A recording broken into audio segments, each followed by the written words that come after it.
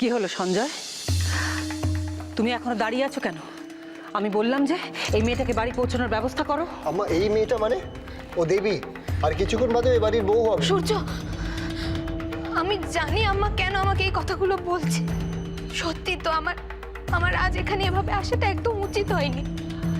আম্মা, আমি তোমার কাছে হাত জোর করে ক্ষমা চেয়ে নিচ্ছি, কিন্তু কি করব বলো? অনু তো আমার। এদিকে আমি বাড়িতে যাচ্ছি। কাকুমণি আমার কথাটা শোনো। দেখো, তোমরা হয়তো আমাকে ভুল বুঝছো, কিন্তু আমার কিচ্ছু করার ছিল না, বিশ্বাস করো। অনু শুধু আমার বন্ধু নয়, ও আমার বোনের মতো। আমরা ছোটবেলা থেকে একসাথে বড় হয়েছে। আর যখন এই খবরটা শুনলাম আমি নিজেকে সামলাতে পারিনি। আম্মা, আম্মা তুমি বলো না কোনটা বড়, সংস্কার না জীবন? আর অনুর এরকম একটা খবর শুনে আমি কি করে নিজেকে সংস্কারের মধ্যে বেঁধে রাখতাম, তুমি বলো আম্মা। দেবী, দেবী তুমি আমার সাথে এসো। দেবী এসো তুমি আমার সাথে। দেবী দেবী দেবী দেবী অনু ঠিক আছে।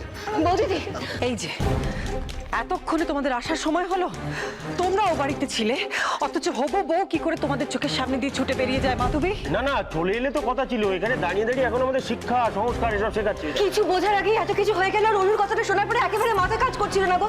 দেখো না কত দেরি হয়ে গেল আসতে। তোমাদের উচিত ছিল। যাক, এসব কথা এখন আর বলে কোনো লাভ নেই। আম্মা, আম্মা তুমি একটু শান্ত হও। কি কি বলছো তুমি বেটা? একটার পর একটা অঘটন ঘটছে আর তুমি আমাকে শান্ত হতে বলছো? আজ তোমাদের বিয়ে, যেখানে শুভ দৃষ্টির আগে বরকনের মুখ দেখা দেখির নিয়ম নেই, সেখানে তোমরা। ও, এর থেকে অমঙ্গল কিছু হতে পারে বলছেন? তোমরা ভয়ের থেকে এসব কথা বলছো, এই কথাগুলোর কোনো মানে নেই। বেটা, মায়ের মন কি বলছে, কেন বলছে, সেটা একমাত্র মাই বোঝে। কথাটা একটু শোনো। ব্যাস, আর একটা কথাও আমি শুনতে চাই না সূর্য।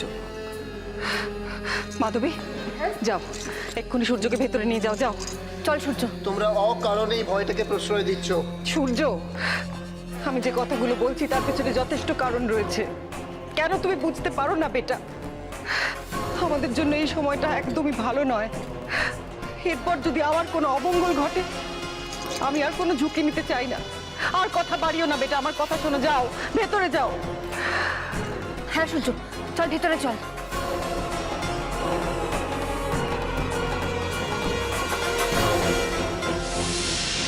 চল চল বলছি।